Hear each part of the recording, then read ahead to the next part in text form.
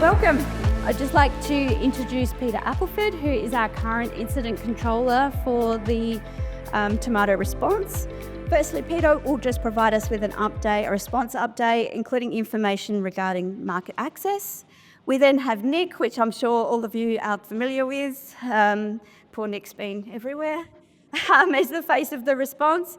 And he will provide also a general update, and in particular we'll discuss the approved response plan.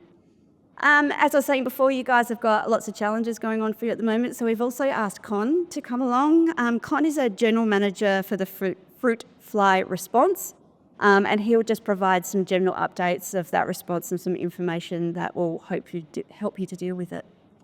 Okay, I'll now pass you over to Peter.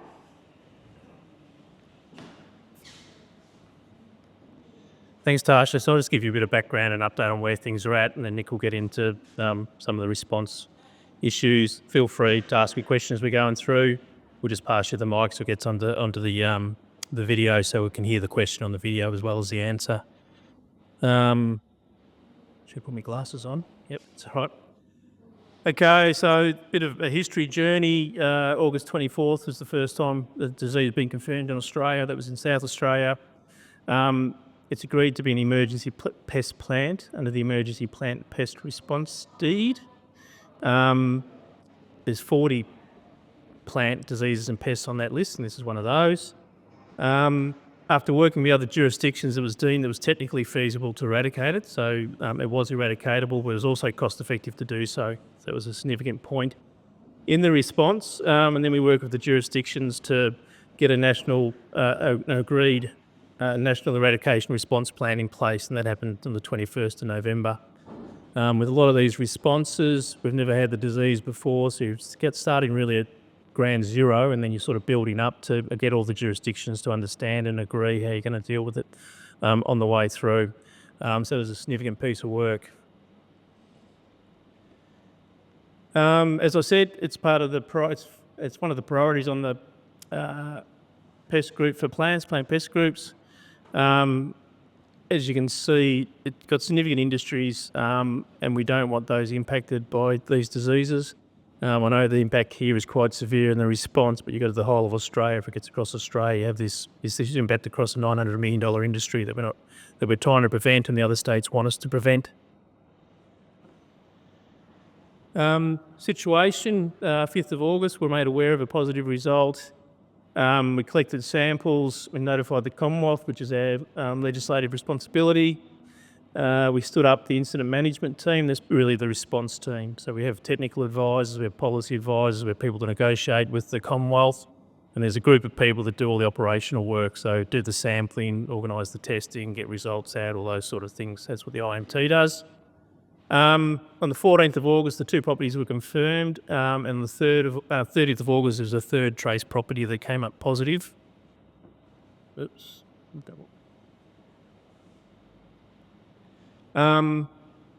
Business number 1 was a significant tomato producer with multiple greenhouses, so there's a number of greenhouses on that property that came up positive. Business 2 was a propagator grafter, which had a range of varieties in stock on the property. And business 3 was a production facility.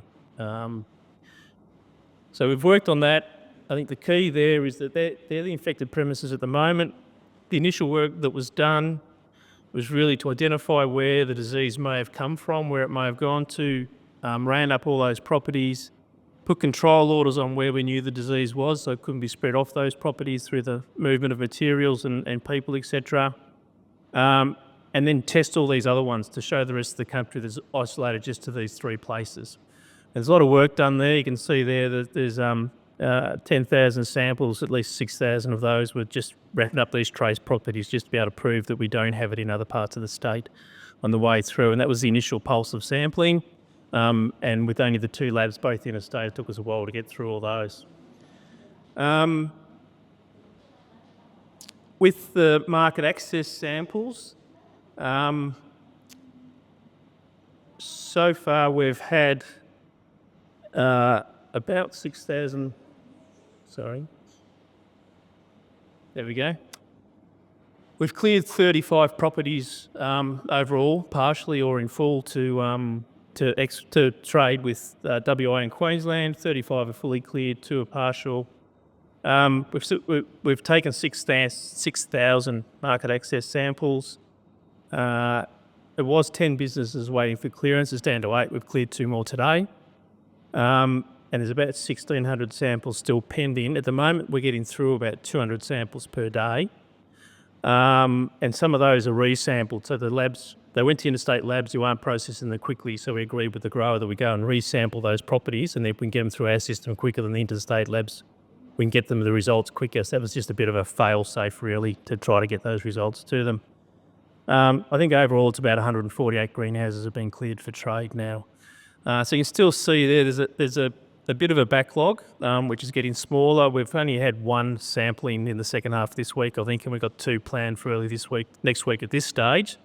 So that wait time should continue to stay low as we move forward and be able to meet those times.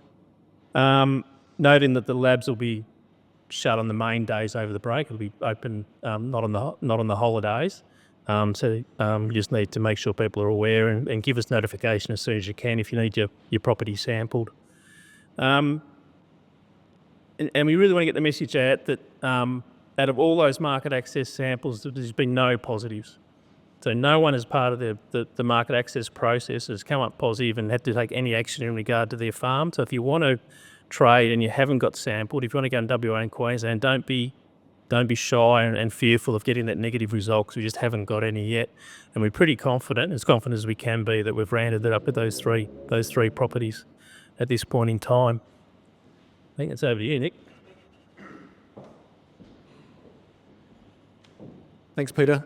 So I wanted to spend some time today talking about this response plan, which is how we've nationally agreed we're going to eradicate this disease. The actual response plan itself is not a public document. It's got some things in there particularly to do with finance and some particular details around the affected properties that we can't release publicly, but we will make a version publicly available that's very close. So this will be something that you can see and work through yourselves. But I was hoping to talk through it today to give you an idea of what we are trying to do nationally, and particularly the process to eradicate the disease from the 3 properties that are affected.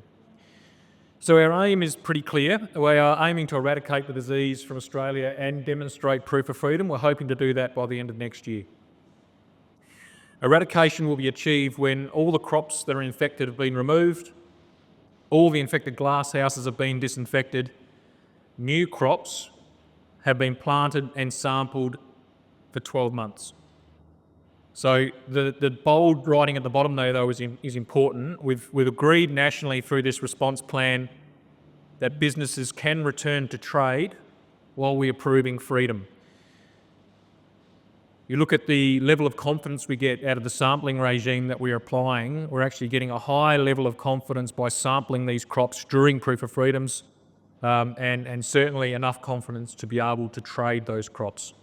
So that's why we've agreed nationally that even though it might take 12 months to say this disease is gone, we can trade in fruit and in seedlings while we're going through that process. I'll talk through that in a little bit more in the next couple of slides. So there's a number of components to the response strategy. I just wanted to spell those out bit by bit. First of all, it's about tracing risk material. We've done most of that. That's about trying to make sure we know that this disease is not more widespread. So we've looked at seedling and seed movement both here, but also in interstate. So we've followed up movements in Western Australia, Queensland, New South Wales, Victoria and Tasmania, and not found the disease. We are doing some secondary tracing. So our team are also now looking at where equipment and people may have moved from known infected sites. So that's part of the response strategy as well. We have to undertake surveillance at any of those sites to make sure they don't have the disease. We've done that, as I said. Most of that work has been done, and we are still only having the 3 infected properties. We do have to implement movement controls to make sure the disease doesn't spread. And so on the affected properties, we have 2 levels of control at the glasshouse, what we call a premises glasshouse, but also at the property boundary to make sure this disease is not spreading. And it looks as though those are working. It looks as though we don't have this disease having spread since we found it in August. The other three main components of the response strategy, you'll hear us talk about DDD, that is destruction, disposal and decontamination. So that's a logical thing in these infected glasshouses. You take out the crops, you destroy them, you dispose of them, and then you decontaminate the glasshouse. And the decontamination is something that is quite a thorough process. It involves a manual clean to get it looking clean, but then also a chemical clean to kill any virus that might still be inside the glasshouse. After a 2-week fallow, so no crops for 2 weeks, we can then replant and intensively survey those replanted crops, as I said, to show with 99% confidence that they are free of the disease. That's the strategy in a nutshell. So again, we'll make something like this available, but people like pictures. I like pictures. You can see the steps bit by bit. So I'll just walk through this just so people can understand it a little bit more clearly. And this is the logical flow of steps. I think the point is that each glasshouse will be on its own timeline. They won't all start on September the 1st and get to this point on September the 15th and this point on October the 1st. They'll all be going through this timeline at their own rate. But the first step is to destroy the crop, which is followed by site disinfection. The response plan has a thing called environmental swabbing put into it, and that's something where you can take a swab and swipe it on the surface and see if the disease is there or was there. We don't have a national protocol for that, so that's there as an optional step. It's really about helping you and helping the growers to decontaminate well. If they find that they get a positive environmental swab test on that light switch, because that's one that lots of people touch, we'll give that an extra special clean. It's about helping that disinfection be more targeted. Once those two steps are done, that's where the minimum 2 weeks fallow starts, and then we plant crops. And crops can come back in once that 2 weeks is done. Two things to remember here. The 12-month fallow period starts once we assume the disease has been destroyed. So once disinfection is finished, the clock starts on 12 months. And it also starts on the 2 weeks fallow. So we can have crops in, depending on how long this process takes, within a few weeks. And so crops have been planted. Some crops have been already sold from infected properties. So some crops are already in this period, which comes after 1 month of testing, where we can sample and test every month and trade can take place. So some glasshouses are already well down this path and in the blue. And as I said, some are not yet, some are still back here. It will be a sequential process by glasshouse. So again, this will be something that you will be able to see and digest and hopefully make sense of what process these glasshouses are going through. You'll see there's some things here that growers are doing in orange and things that the government are doing in blue. Sorry? I just wanted to be really clear, Nick, this process is what the infected properties have to do, isn't it? Thanks for clearing that up. So we have 3 properties that are going through this process. Thanks, that's very important, Celia. Thank you very much. We have 3 properties that are going through this process. The rest of the properties do not have the disease. And so once they have their market access sampling done, they can access any market. And they only have to do that market access sampling if they want to access Western Australia and Queensland. But that's a very important point. Just to reinforce it again, Celia, this process is for the 3 infected properties only. Thank you for pulling me up on that. Yes, question. Sorry, Monique. I just got over this. With the nursery property, once those seedlings leave that property, does the receival property then have to follow through with the 12 months testing? Thank you. So for seedling properties, there is actually a nuance here where they can actually plant a sacrificial crop as well to give them some more surveillance before the crop leaves. But the short answer is there's no further surveillance needed for those seedlings. We've agreed nationally that when crops are sold, we have enough confidence that they're clean to not then have to follow up on those crops. So when they leave, they are clean and ready for use. Yeah, just a timer time. Does that be a tomato crop or can be a capsicum crop for that 12-month period? This process is for any solanaceous, any tomato, chili or capsicum crop. That tomato plant capsicum crop in 4 parts. If that comes back negative, you're pre-trip, right? That's right. Yes. Thank you. We'll have some more questions as we go, but just let me keep going with some of the things that have happened to date. I think it is important, we're not pretending there's good news around this virus, but we do have to acknowledge some of the things that we have done along the way because these have been important. Firstly, we have only got the disease on 3 properties. I think that's really important that we do have the opportunity to eradicate this disease. Most markets for everyone else are open. So for other than those 3 properties, the Northern Territory, New South Wales, Victoria and Tasmania markets are open for trade. We've managed to now regain access to Western Australia and Queensland with the sampling program that Peter spoke about before.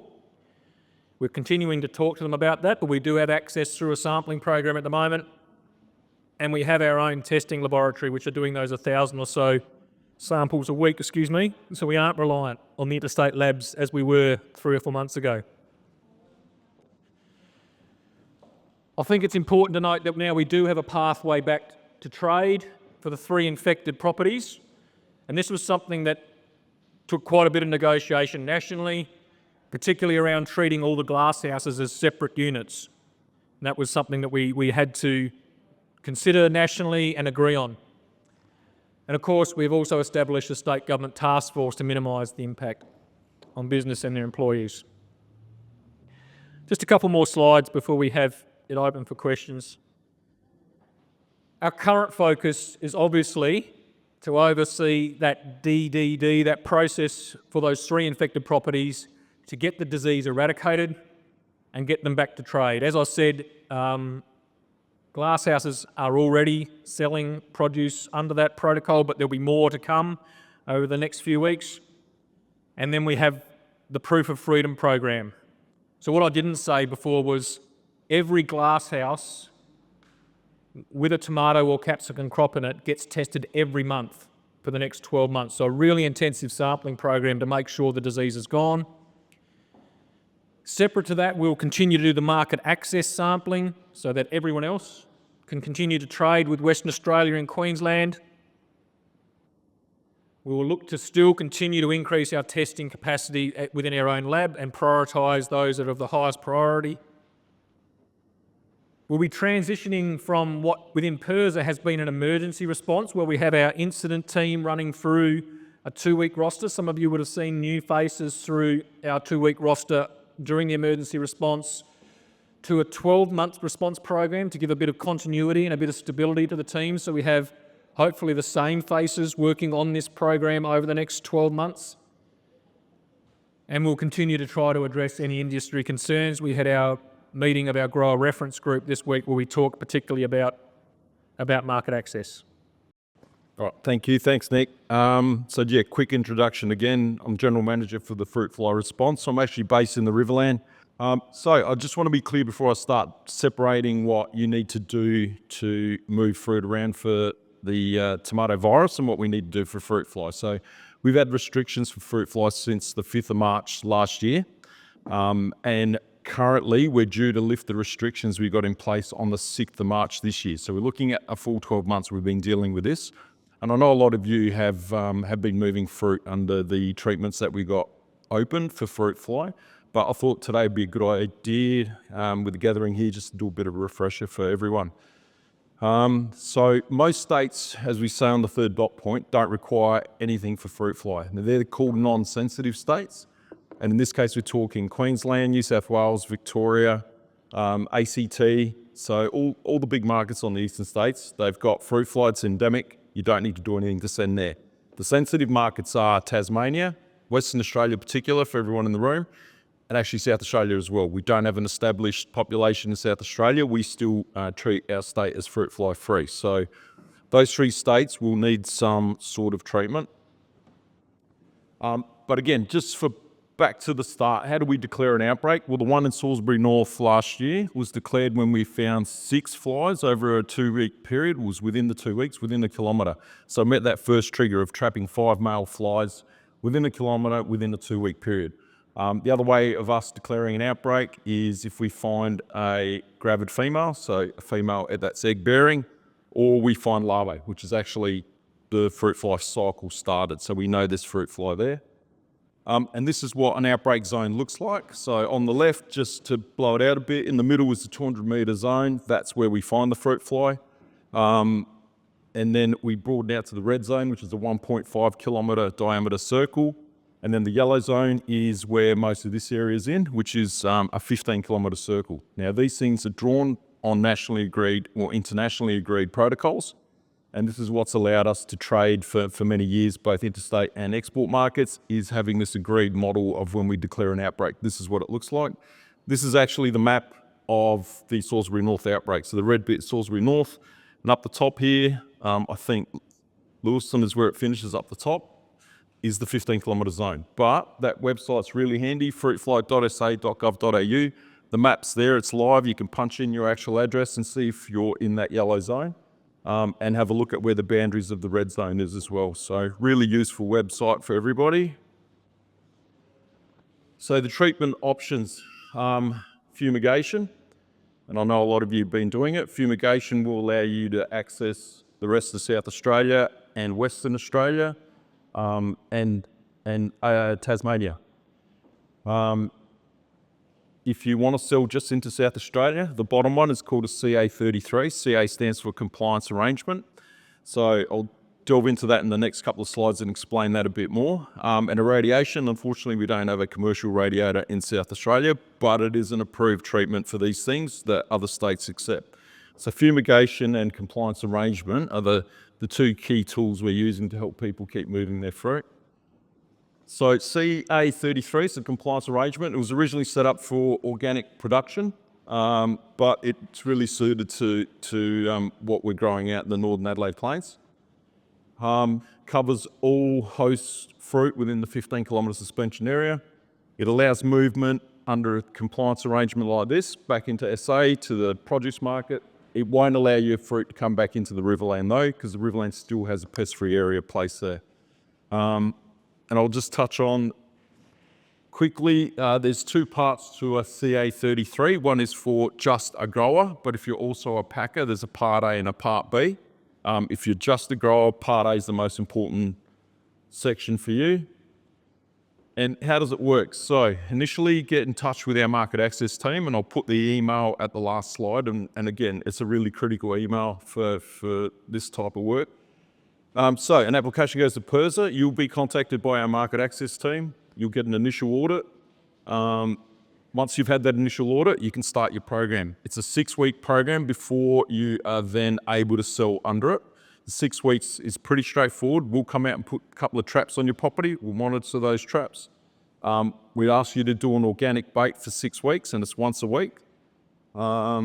And we also ask you closer to when the crop is ready for harvest that you do some sort of surveillance and crop testing. So that initial audit's critical for our team to go through everything you need to do.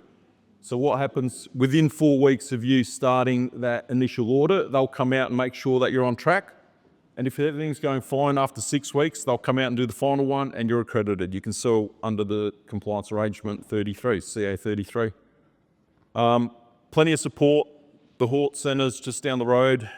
We can translate. Rural business support, like we said, we've got Fab Mentor in the room. There's support out there. If you're confused or you've got questions or anything, we've got a whole team of people, market access people and other people to assist you to go through the process.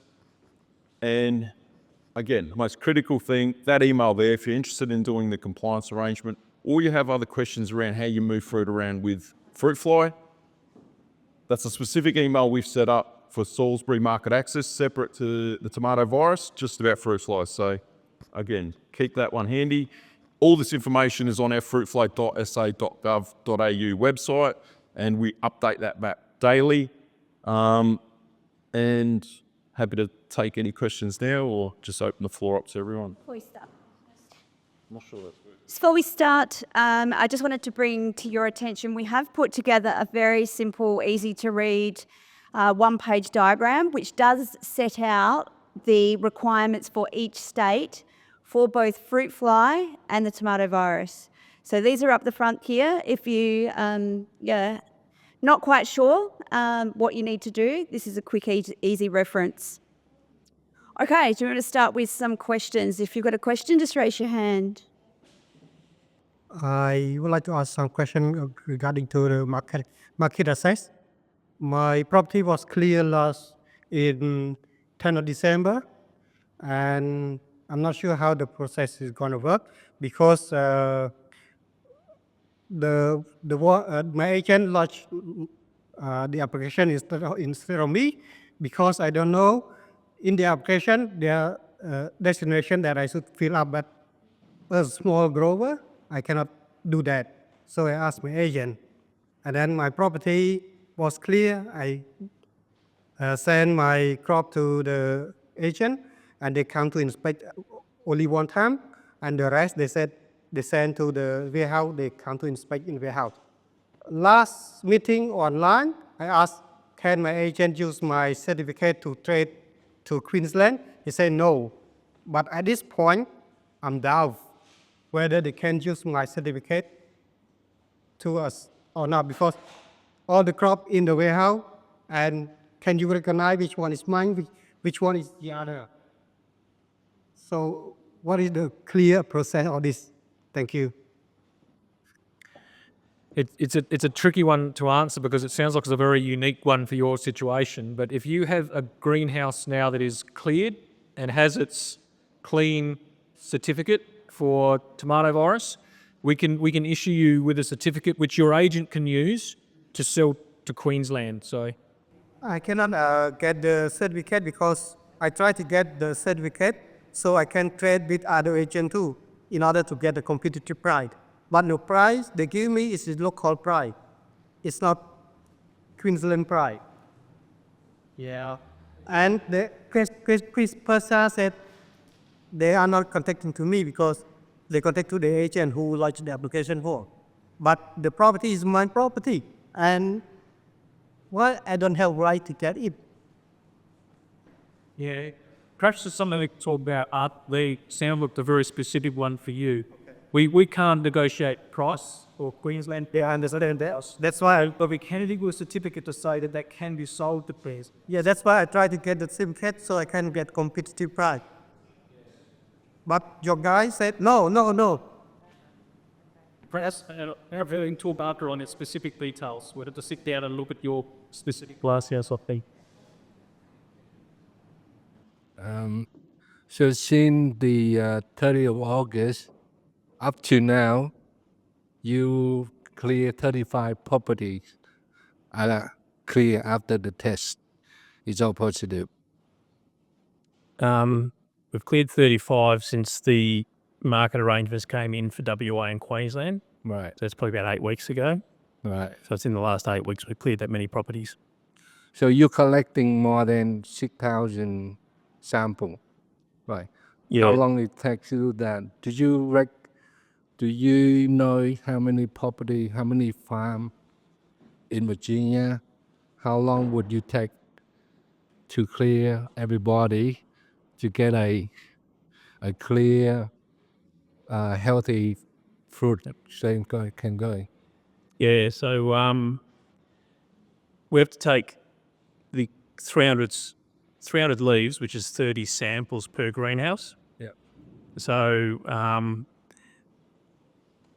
and then we can process about 200 samples a day at the moment. There are some private labs that are looking to come in on board, which will increase their capacity.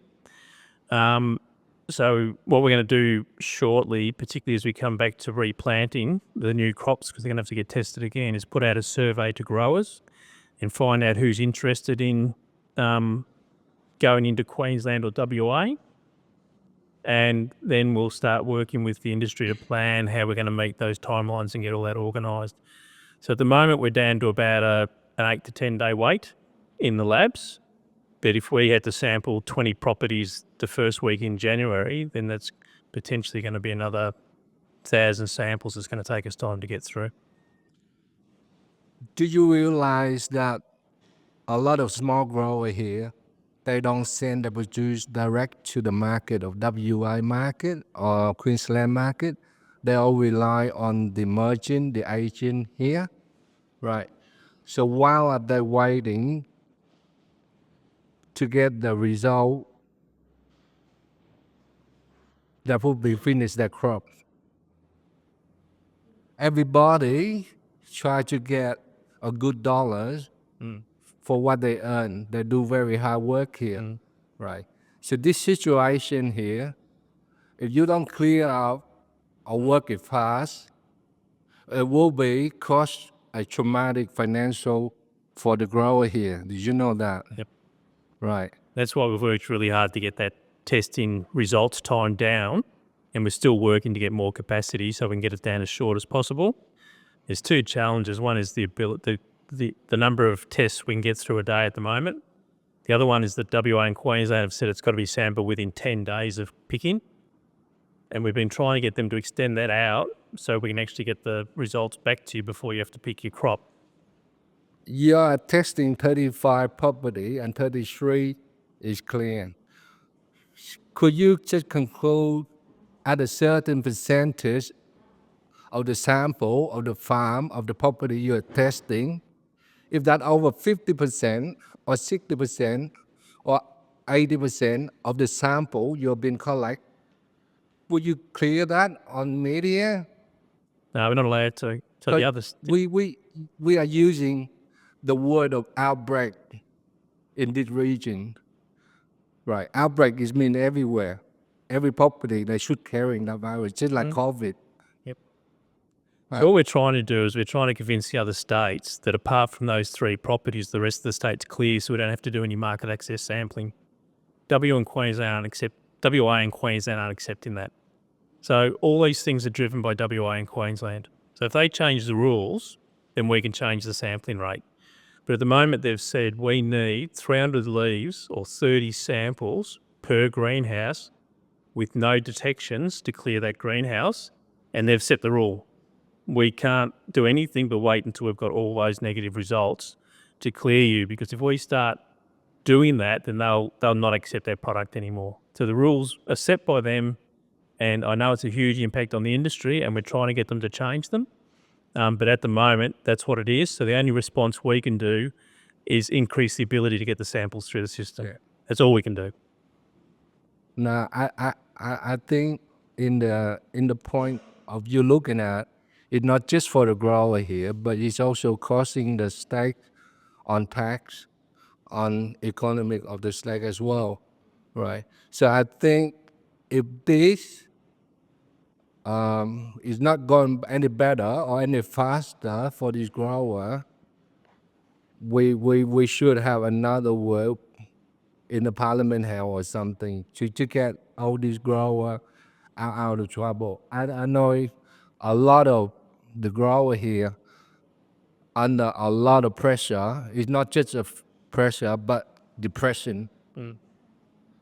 Some are lost everything. Yep. I'm a self-consultant, Yep. right? And I deal with a lot of grower. I work for Muir, right?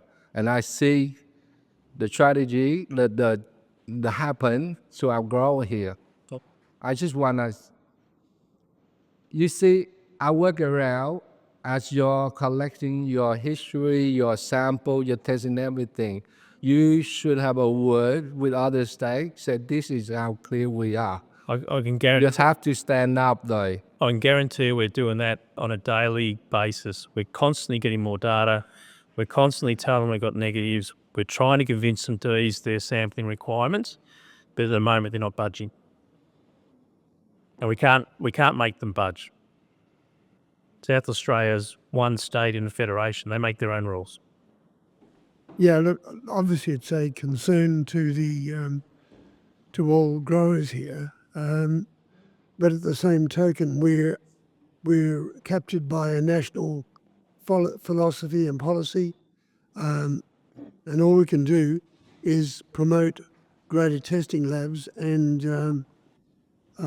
to try and have the turnaround much quicker. And that's exactly what I believe you're on track to do. So can you tell us when the new labs will be operational? No, we can't confirm that. That's the private sector's doing that, and they've got to get their validation in place and have that accepted by the other jurisdictions.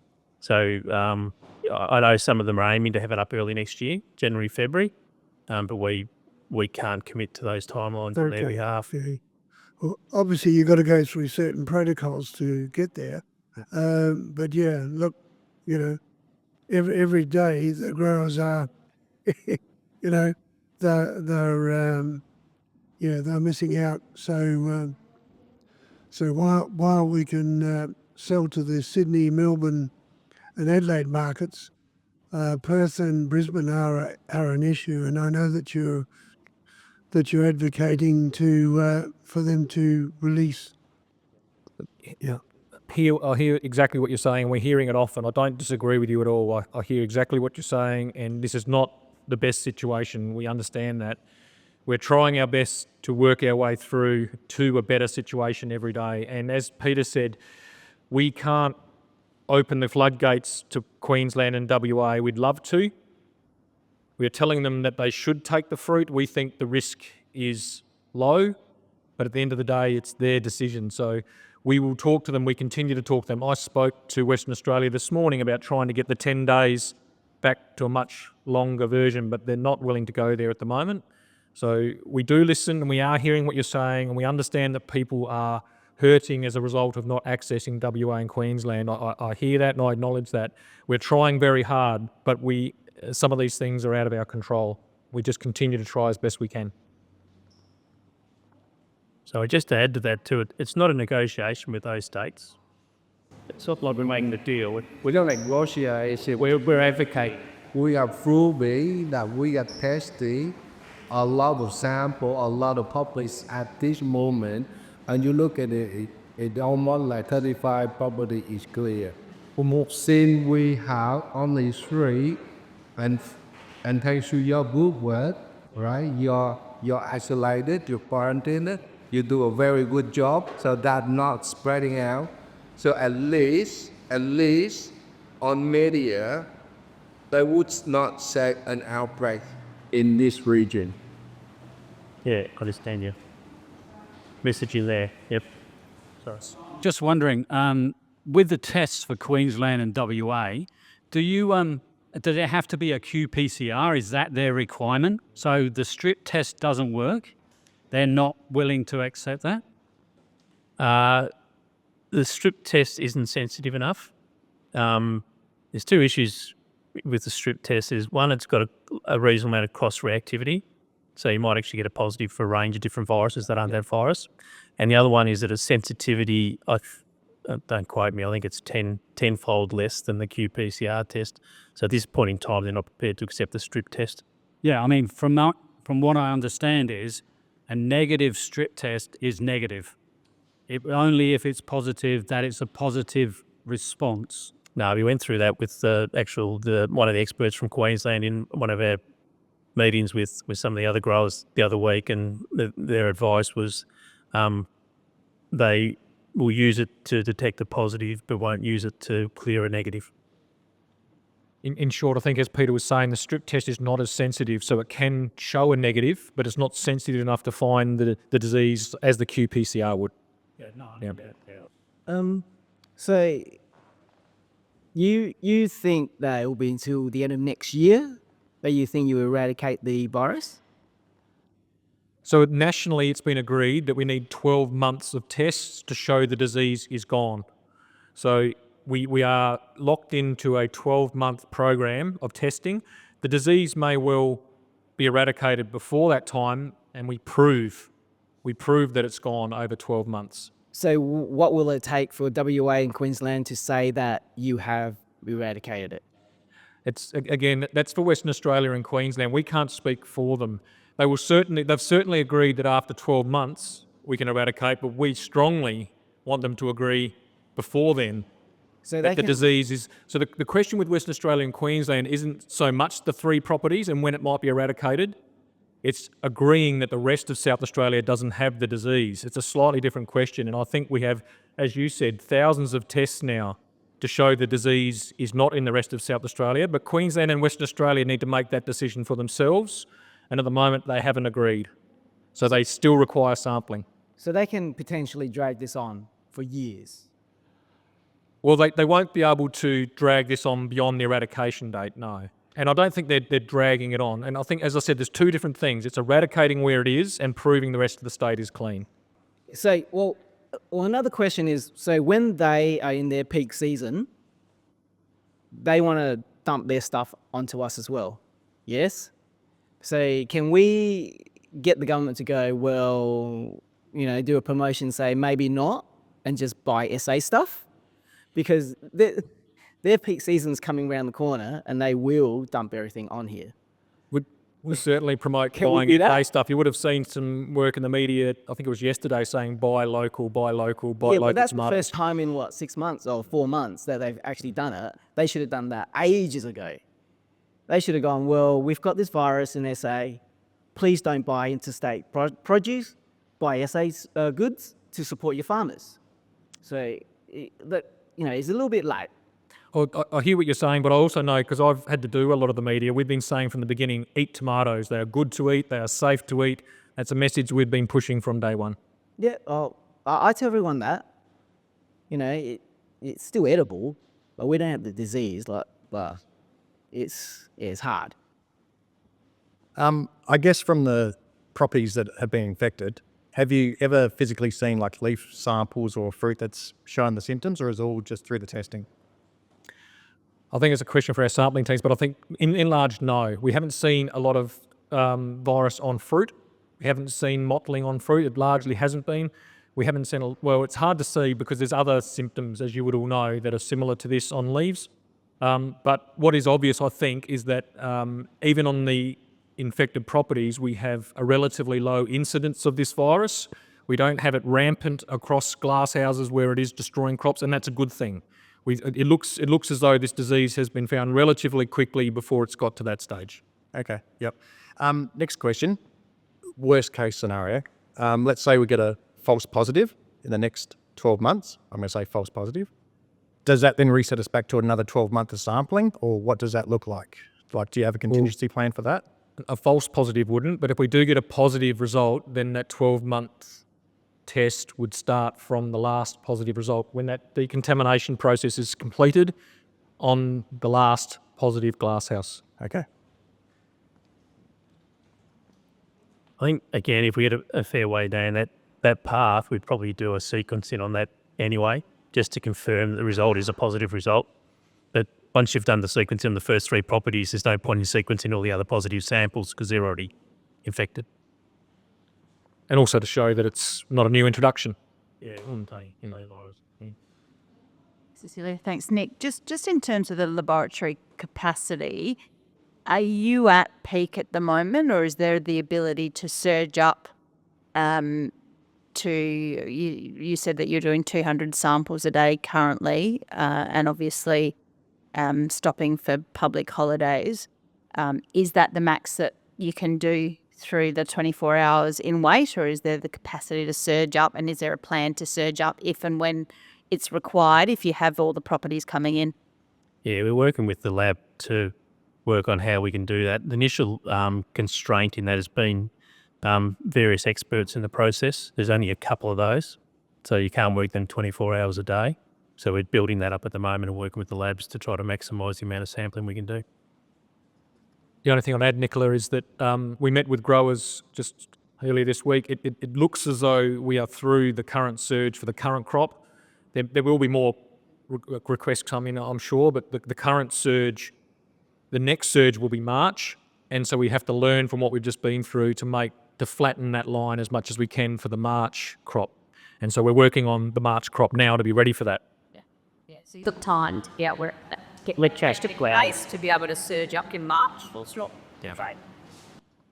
If you get your property tested and you're clear, but you're supplying a pack house with fruit, so do PIRSA come to your property to give you a certificate before it goes to the pack house, or does a pack house get PIRSA to go to them and give the certificate to send to Western Australia or Queensland? Oh, can I come back to you on that one? I think it's at the property level, but it will be it's one of our market access questions. Can I come back to you on that one? I've got your details. I'll come back to you on that one. Thank you. I think it's at the property level though. If not, there will be questions that people may not want to ask in a big crowd. So we will be here, including so more than happy to answer questions that people would rather have on a one-on-one basis. Yeah.